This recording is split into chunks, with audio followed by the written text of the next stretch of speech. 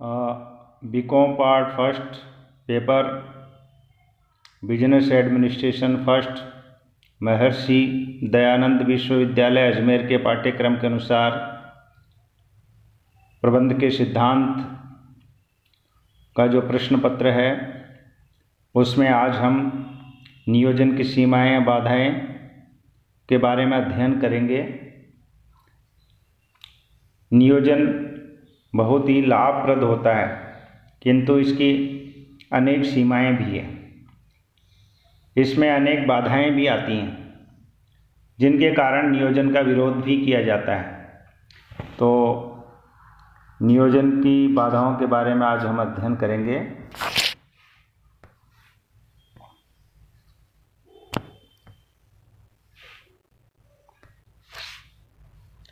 पहली जो बाधा है वह उद्देश्य की अस्पष्टता। अस्पष्ट उद्देश्य नियोजन करने एवं उसके क्रियान्वयन करने में बहुत बड़ी बाधा बनते हैं। परिमाणात्मक रूप से स्पष्ट रूप से प्रकट किए गए उद्देश्यों की दशा में तो प्रभावी नियोजन किया जा सकता है, किंतु गुणात्मक उद्देश्यों तथा सामाजिक दायित्व, ग्राहक सेवा, मानव संसाधन आदि उद्देश्यों की प्राप्ति के लिए किया गया नियोजन प्रायः अधिक प्रभावकारी नहीं हो पाता है, ऐसा देखने में आया है।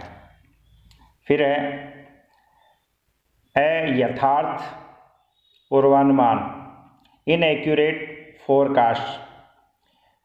नियोजन आप जानते हैं पूर्वानुमान पर आधारित होते हैं और पूर्वानुमान कई बार गलत या अयथार्थ सिद्ध हो जाते हैं और अब उनका कोई प्रयोजन नहीं रहता। ऐसे पूर्वानुमान नियोजन की सफलता में बहुत बड़ी बाधा उपस्थित करते हैं। इससे नियोजन की उपयोगिता ही सीमित हो जाती है।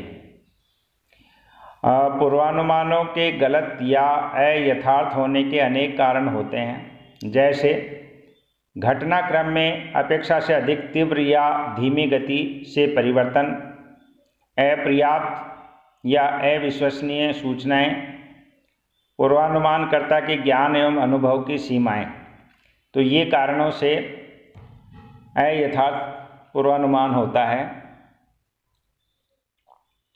फिर तीसरी जो बात है वह है इनएक्यूरेट प्रेमिसेस, गलत मान्यताएं। प्रत्येक नियोजन कुछ मान्यताओं पर आधारित होता है। ऐसी मान्यताएं नियोजन की संपूर्ण अवधि के दौरान सही रहनी चाहिए, किंतु कभी कभी वे मान्यताएं समय के परिवर्तन के साथ साथ अमान्य एवं गलत हो जाती हैं। ऐसी स्थिति में संपूर्ण नियोजन का भाग्य ही अंधकारमय हो जाता है और लोग नियोजन को दोष देने लगते हैं। फिर है पहलपन की भावना की समाप्ति। टेरी ने लिखा है कि नियोजन कर्मचारियों की पहलपन की भावना का गला घोट देता है। वास्तव में कभी कभी नियोजन संस्था के सदस्य में पहलपन की भावना को ही समाप्त कर देता है। इसके कारण है, पहला कारण क्या है, सभी सदस्यों को नियोजन के ढांचे के भीतर निर्धारित नीतियों, व्यूह रचनाओं, प्रक्रियाओं, विधियों, नियमों के भीतर बंद कर कार्य करना होता है।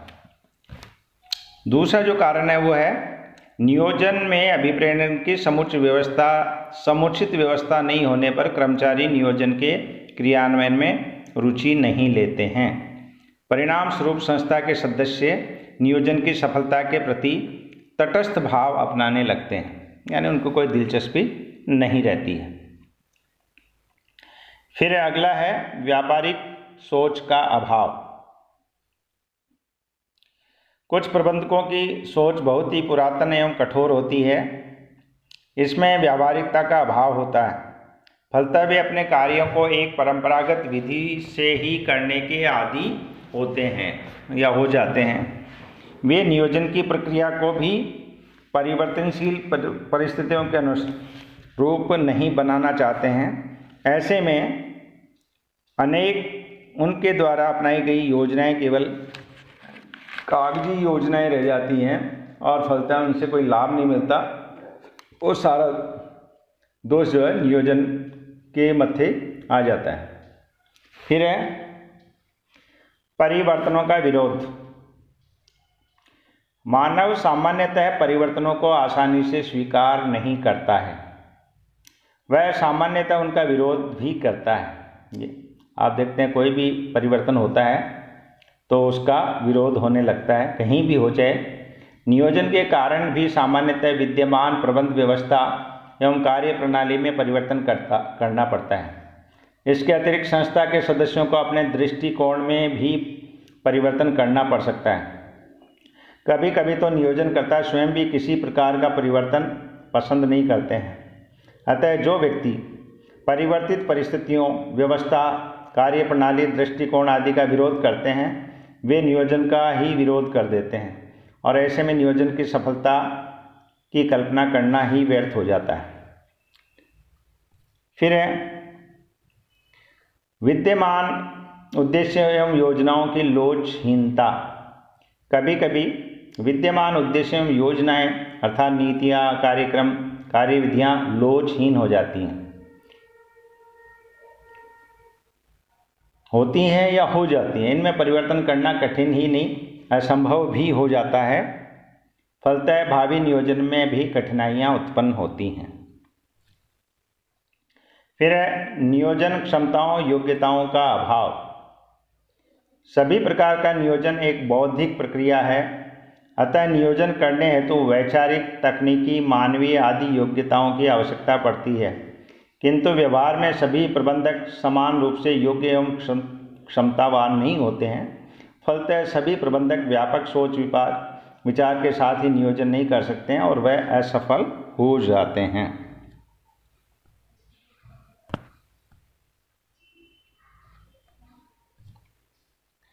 फिर है प्रबंधकों का पक्षपातपूर्ण एवं पूर्वाग्रह पूर्ण व्यवहार। सभी प्रबंधक सदैव विवेकपूर्ण व्यवहार नहीं करते हैं, वे कभी कभी पक्षपातपूर्ण या पूर्वाग्रहपूर्ण व्यवहार भी करते हैं। इसका कारण है कि सभी की अपनी अपनी पसंद, नापसंद, वरीयता, व्यक्तिगत रुचि होती है। नियोजन पर इन सभी का प्रभाव हुए बिना नहीं रहता और नियोजन निष्प्रभावी एवं असफल हो जाता है। फिर अगला पॉइंट है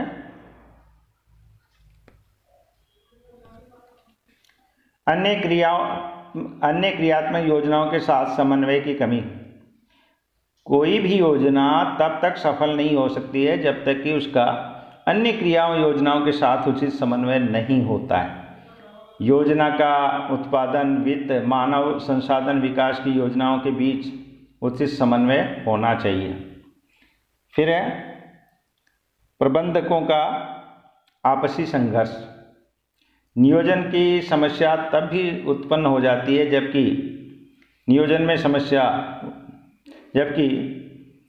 विभिन्न प्रबंधकों में आपसी संघर्ष उत्पन्न हो जाता है। ऐसा संघर्ष के कई कारण होते हैं। जैसे पहला कारण, कभी कभी संस्था के लक्ष्यों एवं प्राथमिकताओं के संबंध में संघर्ष उत्पन्न हो जाता है और अलग अलग जो है ना विभाग अपनी अपनी अलग अलग प्राथमिकताएं रखता है। कभी लक्ष्यों की प्राप्ति के लिए, दूसरा कारण जो है, कभी लक्ष्यों की प्राप्ति के लिए उपयोग में किए जाने वाले संसाधनों के संबंध में विवाद उत्पन्न हो जाता है। तीसरा जो है, कभी नियोजन करने में तो कभी नियोजन के क्रियान्वयन में अपनी भूमिका को लेकर विवाद उत्पन्न हो जाता है कभी कभी। और अगला है, कभी कभी रेखा प्रबंधकों तथा विशेषज्ञों के बीच नियोजन को लेकर विवाद छिड़ जाता है और ये कारण है संघर्ष जो है, और ये संघर्ष ही नियोजन की सफलता में बाधाएं उत्पन्न कर देता है। फिर मनोवैज्ञानिक बाधाएं।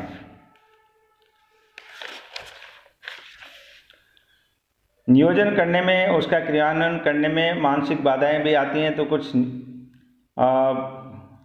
मनोवैज्ञानिक बाधाएं आती हैं। जैसे पहला, कुछ प्रबंधक ये सोचते हैं कि भविष्य की तुलना में वर्तमान पर ही ध्यान देना चाहिए। ऐसे लोग वर्तमान को सत्य, वास्तविक एवं निश्चित समझते हैं।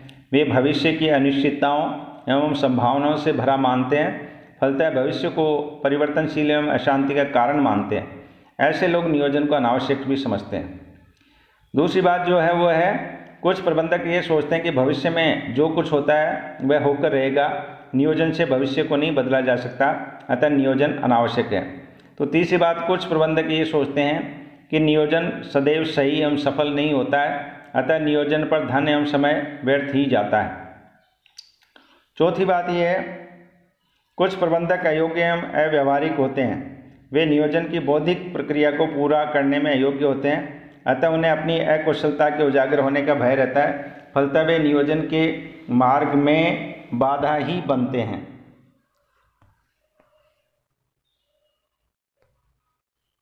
फिर अगला है खर्चीला। नियोजन में क्या है, भारी खर्चे करने पड़ते हैं। कभी समय, शक्ति, धन तथ्यों के संग्रह करने में, जांच करने आदि में व्यय करना पड़ता है, स्टाफ लगाना पड़ता है। इन भारी खर्चों के कारण कई प्रबंधकों की ये धारणा बन चुकी है कि नियोजन एक विलासिता है। ऐसी धारणा करने वाले प्रबंधक नियोजन को बहुत ही कम प्राथमिकता देते हैं। इसके अतिरिक्त जिन संस्थाओं के पास धन की कमी होती है वे चाहते हुए भी नियोजन नहीं कर सकते। फिर है अपर्याप्त संसाधन। नियोजन के क्रियान्वयन हेतु पर्याप्त संसाधन, भौतिक, वित्तीय, मानवीय एवं सूचनात्मक संसाधन उपलब्ध होने चाहिए। अपर्याप्त संसाधनों की दशा में श्रेष्ठतम नियोजन भी सफल नहीं हो पाता है। फिर है विनिवेश ढांचा। संस्था के विनिवेश का ढांचा भी भावी नियोजन के लिए बड़ी बाधा बन जाता है। यदि संस्था के कोषों का अधिकांश भाग किसी विशेष प्रकार की स्थायी संपत्तियों, संयंत्रों, मशीनों में निवेश कर दिया गया है तो उस संस्था को एक लंबे समय तक अपना नियोजन उन्हीं स्थायी संपत्तियों को ध्यान में रखकर ही करना पड़ेगा। वह संस्था चाहकर भी नए क्षेत्रों में नियोजन आसानी से नहीं कर सकती। आप समझ रहे हैं कि मतलब किसी विशेष प्रयोजन से कर लिया तो कोई नया जो है प्लान नहीं कर सकते हैं, क्योंकि उसमें काफ़ी धन लगा दिया है और वो उनको अब उसको काम में लेना ही है। फिर एक कार्यों में विलंब। नियोजन में समय लगता है और कभी कभी भावी नियोजन में कार्यों में अनावश्यक देरी भी हो जाती है। फलतः कभी कभी ऐसे अवसरों से हाथ धोना पड़ता है जो शायद भविष्य में कभी उपलब्ध न हो।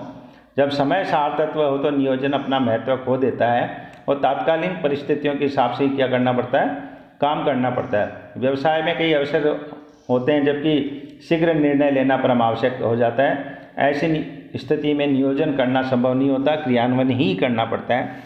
फिर है क्रियान्वयन में कठिनाइयाँ।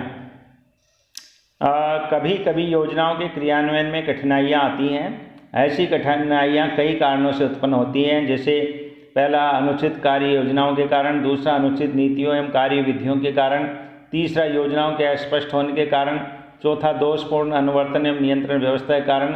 अतः योजनाएं असफल हो जाती हैं और नियोजन का महत्व कम आंका जाने लगता है। फिर है तीव्र एवं अचानक परिवर्तन। आधुनिक वातावरण बहुत ही परिवर्तनशील है, बहुत तेज़ी से परिवर्तन हो रहा है। इसमें कभी कभी तो बहुत तीव्र गति से एवं अचानक परिवर्तन भी होने लगते हैं। इन परिवर्तनों का निश्चित समय नहीं होने से नियोजित प्रयास सफल नहीं हो पाते हैं, फलतः नियोजन की आलोचना भी की जाती है। फिर है आपातकालीन दशाएं। कभी कभी आपातकालीन दशाएं उत्पन्न हो जाती हैं और तत्काल कई निर्णय लेने पड़ते हैं। ऐसे में नियोजन का महत्व ही नहीं रह जाता है। फिर है बाह्य वातावरण की शक्तियाँ। प्रत्येक संस्था को उसके बाह्य वातावरण की शक्तियाँ प्रभावित करती हैं, आप जानते हैं जैसे, जबकि किसी भी संस्था का सामान्यतः इन शक्तियों पर कोई नियंत्रण नहीं होता। उदाहरण के लिए राजकीय नियम, नीतियाँ, कानून, भूकंप, अतिवृष्टि, अनावृष्टि, युद्ध, महामारी, फैशन, मांग एवं तकनीक में परिवर्तन, श्रम आंदोलन, शासन व्यवस्था इत्यादि कुछ ऐसी वातावरण की शक्तियाँ हैं जो सभी संस्थाओं को प्रभावित करती है, किंतु कोई भी अकेली संस्था इन्हें सामान्यतः प्रभावित नहीं कर पाती है। ऐसे में प्रत्येक संस्था का नियोजन इन सभी शक्तियों से प्रभावित अवश्य होता है, किंतु जो प्रबंधक वातावरण के इन घटकों का पूर्वानुमान नहीं लगा सकते हैं तथा उनके अनुरूप नियोजन नहीं कर पाते हैं, उनके नियोजन असफल हो जाते हैं। फिर है सुरक्षा की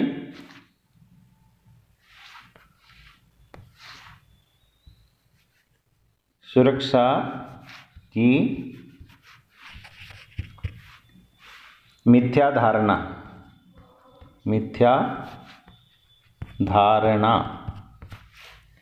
कभी कभी व्यापक नियोजन कर लेने के बाद भी प्रबंधक ये सोचकर निश्चित हो जाते हैं कि अब वे पूर्णतः सुरक्षित हैं। वे ये मिथ्या धारणा भी पाल लेते हैं कि यदि सभी कार्य योजनाओं के अनुरूप हो गए तो उनकी सफलता निश्चित है। ऐसी धारणा उन्हें अति उत्साही एवं अति आत्मविश्वासी बना देती है।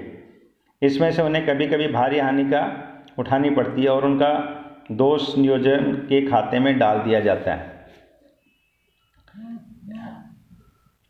इन उपयुक्त पूर्वानुमानों के उपयुक्त कारणों के जो मतलब आप बताए हैं, आपको ये दिख रहे हैं, इन कारणों के कारण लोग नियोजन का विरोध भी करते हैं, किंतु इनका नियोजन का कोई दोष नहीं है, बल्कि ये नियोजन एवं नियोजनकर्ताओं की सीमाएं हैं। तो नियोजन का अपना महत्व है। धन्यवाद।